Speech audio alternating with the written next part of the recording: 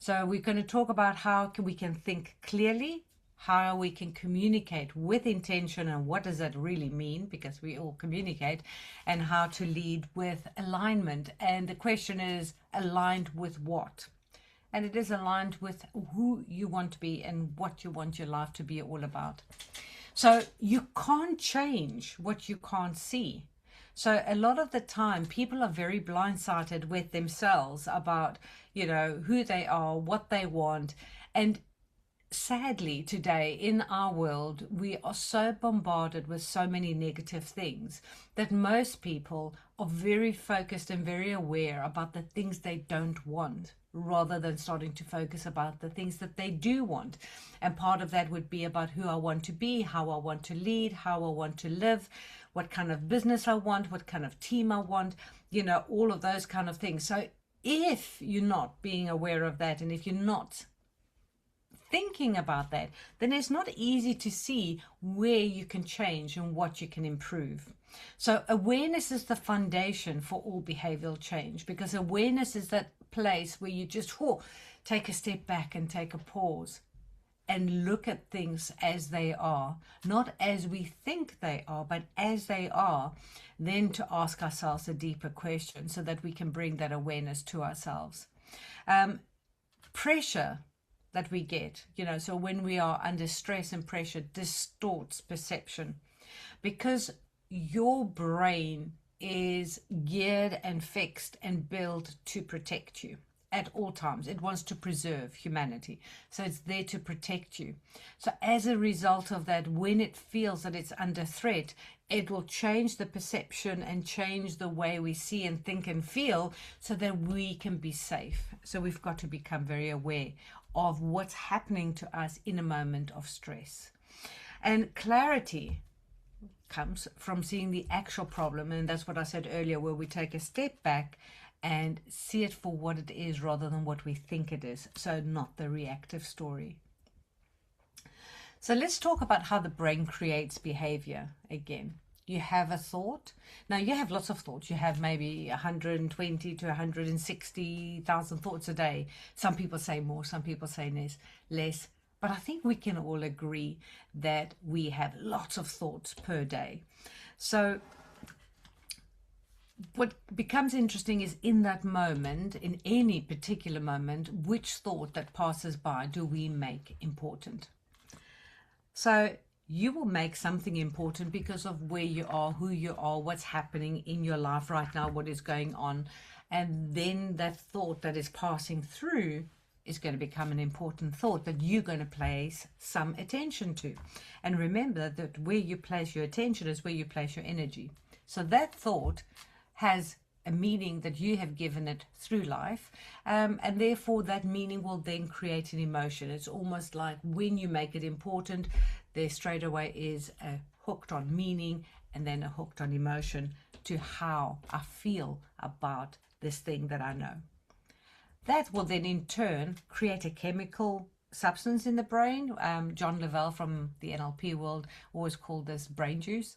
And that chemical will go through your body. So it gets created in your hypothalamus and goes into your body through your nervous system, and then gives information to every cell and every organ in your body as to how to behave. Because if you didn't have the information, if your body didn't have the information on how to behave, how would you know to be angry? Or how would you know to be sad? How would you know to be anything for that matter?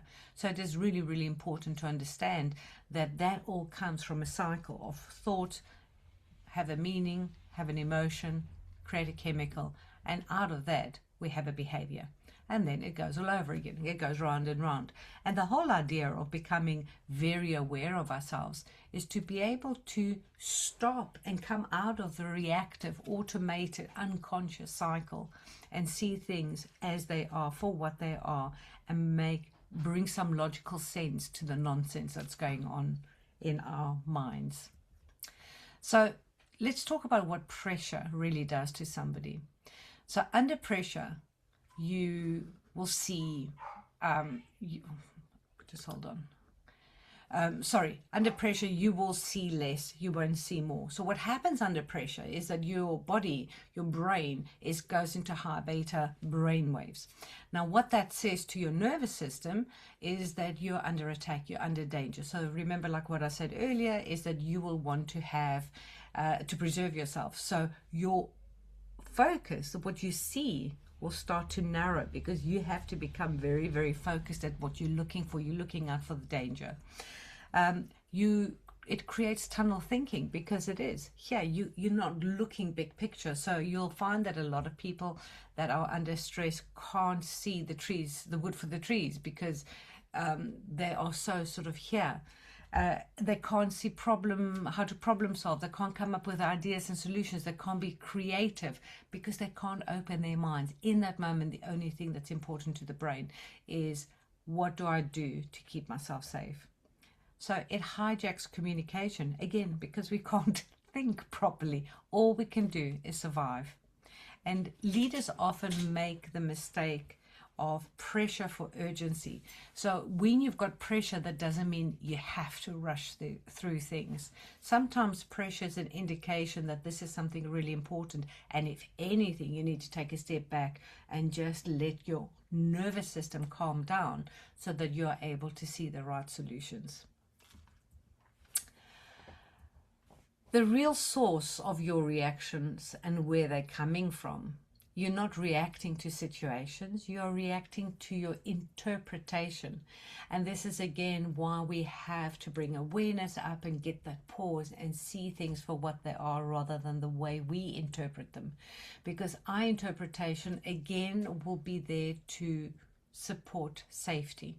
So if going ahead to do something is going to feel risky, and it's going to feel like there's a threat here, that I might be humiliated, I might be rejected, I might lose my position, I might, lose something, your whole nervous system wants to pull back and protect you and hold you back from doing something, so that you don't risk actually, getting hurt or humiliated or rejected or whatever it is. So if you think about when you first started life had no meaning. If you look at a little baby, it hasn't got experience, it hasn't got references, it doesn't have understanding, it's got nothing. So there is no meaning to life. It will see its parents, it will recognize sounds, it will start to recognize smell, but other than that, it doesn't have this is my mother, this is my father. And a baby is built to naturally want to just be protected. So it will have all the mechanisms built to make itself really, really cute, so that we are in love with it to the point that we'll protect it. But a baby will have no meaning for life. So what happens as we grow, we start to program ourselves through experience, through what we get taught, what we observe, what we see, and that all starts to give meaning to life. So that's why that meaning is your interpretation. It's neither right or wrong, good or bad. It just is. But if it's not giving you the outcomes that you want, then you have to step back and ask yourself, is what I'm doing and what I'm thinking and what I'm feeling giving me the outcome that I want? So in other words, we start to question the meaning that we have for a particular situation. So this is why I use the pause, and the pause is one of the most powerful leadership tools. And again, people think, oh, I don't have time to pause. But like I said, when you're under pressure, urgency does not help you. And a pause does not mean, hey, we're pausing for a month and we're going to do nothing. A pause could be 5 minutes. A pause could be and just letting your whole body decompress, using breath, using quietness, using stillness, using a meditation, using a walk out in nature, using something to just bring you out. And then with consciousness and intention, you start to see the situation for what it is, rather than the interpretation that your brain is giving you. So the way you start to think shapes who you become. Whatever you do, again, there's no right and wrong, there's no good or bad, but your thinking will shape who you become, because who you become shapes the life that you live. It has to. So every decision that we make in life comes from the way we think about things and the way we feel about these things, and therefore the desires that we have about these things to move towards them or move away from them. So this is how it starts to shape the life that you live. So just a reminder from last week already that thoughts create the feelings that drive the actions that give us the results that we want. Now, what most people will do is they will focus on the results. They'll take a step back and go, what actions do I need to change? And they do their best to change the actions so they can have different results. But the thing is that we have to change the thoughts. We have to change the way we see things, the meaning that we have, the ideas, the values, the belief systems that we've got, the paradigms, because that will change the way we feel about them. That will change our actions because of the chemistry changes in our brains, and that will change the results that we've got. So to change, you need air. Of course, what is air? So air is an awareness.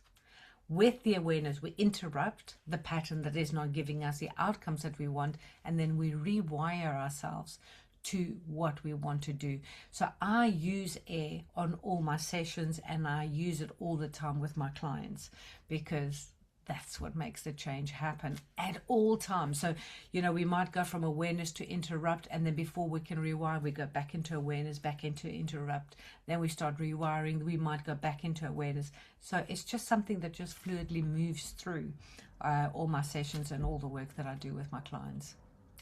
So state before strategy.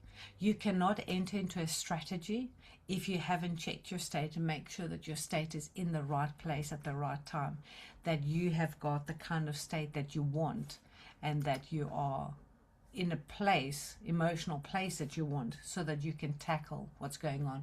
And again, the way that you know what state you're in is by having that pause, that step back, and having the awareness to be able to assess yourself. So a high beta, which is a high brain thing, is a survival state. And most people run their days constantly surviving from one firefighting situation to another. The thing is that most people are so used to this level of living that they don't even think that there's something wrong with it. But a high level of survival, high beta, is actually a very toxic state, because this is where you also get lots of cortisol, lots of adrenaline that eventually attacks your whole system. And the place that we should be aiming to get is an alpha state, which is one that is between the unconscious and the conscious, is where we have creativity, where we have problem solving, and therefore this is where we have clarity as to who we are, what we are, where we want to be. So communication starts with your internal world. People don't respond to your words. They respond to the meaning behind them. So I do a lot of communication training because I think communication is so wonderful. Nothing is random when it comes out of our mouths. It's all very, very intentional. And one of the games that I play is I ask people to describe their favorite room. But what I've done before is I've given everybody a little piece of paper, and on each piece of paper there's an emotion. So they'll open that little piece of paper and they'll look. And for instance, it could be anger. It could be sadness, it could be curiosity, it could be excitement, it could be bored. And they have to describe their favorite room using the emotion that's on the piece of paper.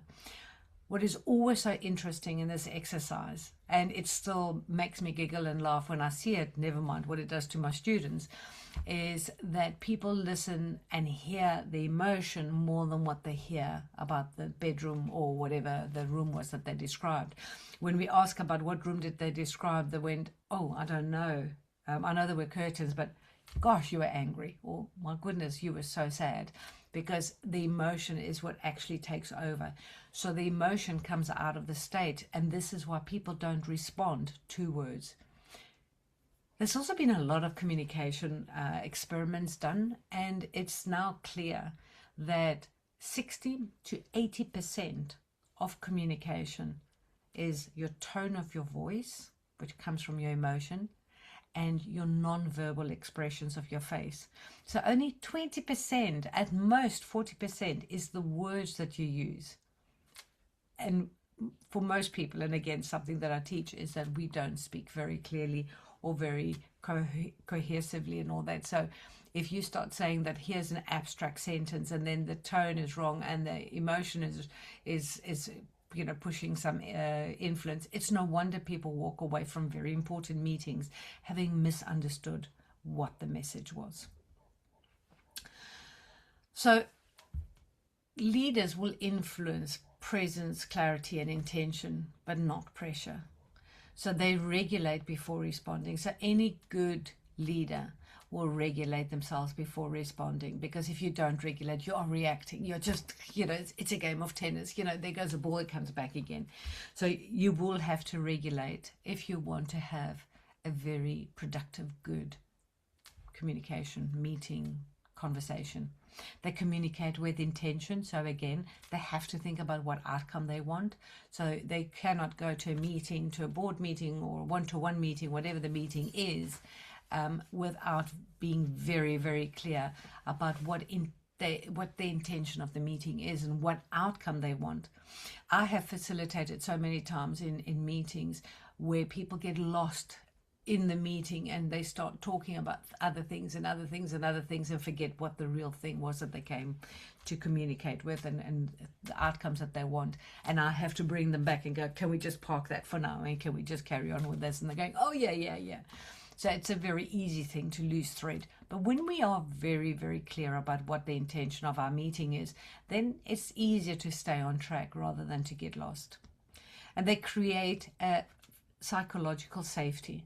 If people don't feel safe to be honest and to be truthful with you, you're going to hear maybe what you want, but you're not going to get the honest intentions of what's really going on. And again, this is something that when I work with the teams of directors and business owners or CEOs, that I have to teach them about honesty. I have to teach the CEO and the director to accept honesty and be open to having honest conversations, because sometimes the truth is so different to what is being said, or what they're agreeing to is not what they really want and what they are happy with, and therefore they walk away from meetings feeling unheard, they're feeling unsupported, and therefore there's no loyalty and there's no sort of things just don't move. It just becomes a mess. So awareness is how you rise beyond reactivity and you lead from clarity. I think I'm making this quite clear about the importance about awareness. And the most important decision you make is what you decide is important. So you've got to ask yourself, what is the important thing here? What do I want to try and communicate? What am I trying to achieve? What's the outcome that I want? Because that is really, really important. But unless you know and you're clear about that, then the communication will be as muffled as your brain inside. So what would you do next? Vicky, come on, you've given me all this stuff, so what do I do next? Well, mindfulness. A lot of people think it's woo-woo. It is gold. It is gold. If you've got a brain and if you've got a business and if you've got a life, you have to use your mindfulness to bring awareness. And if you're not being mindful, you're being absent-minded. And I think you all understand how that goes. From awareness, you can now bring understanding, because once you become aware, you can see things with clarity. Then you can bring some understanding to what's going on and what's going wrong. And from understanding, you can now choose how to go forward, what to change, what to adjust, what to look more into. And with repetition, you can rewire things and make changes. So I would love to chat with any one of you about all of this and explore how this can support you. You can email me, you can look at my website, or you can just say yes or get through to me and book your shift and truth session. So we're going to open up now for some questions, and I look forward to seeing you in the new year. And in the meantime, I wish you all a festive, merry, silly season, and I hope all goes well.